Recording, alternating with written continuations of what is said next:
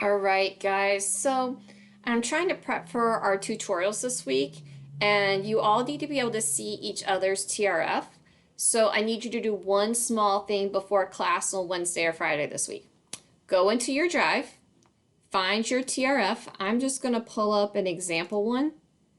If you need to find it, you can search by, TRF request or, search by the title.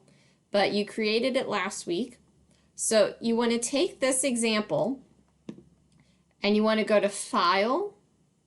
No, not File. This little move icon up here, which you can also get through File. There's a move button down here too.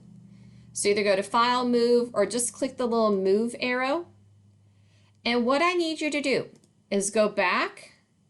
I gotta go back again. All right, so now I'm back in my drive. In my drive, you should have a folder that says Classroom.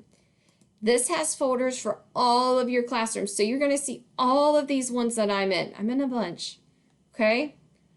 So you need to find the one that says First Avid, or Second Avid, depending on who you are. Don't ask me why there's 2 second Avids. I must have, they're mine. They're not yours. You should only have one. So if you're in first period Avid, now I've made this folder at the top. I put this little underline to make it at the very top. So click this. And then I want you to put it in your tutorial group. So let's say your last tutorial group was Juilliard. So you need to click the Juilliard folder and then click Move Here.